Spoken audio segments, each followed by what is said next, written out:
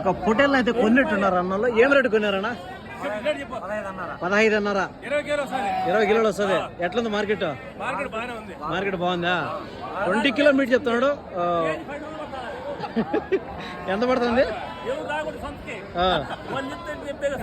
సరే నువ్వు చెప్పు ఏ రేటు పడుతుంది ఇప్పుడు? ఎన్ని కిలోలు వస్తుందంటావు? ఇది 14 కిలోలు 15,000 రూపాయలు చెప్తున్నాడు.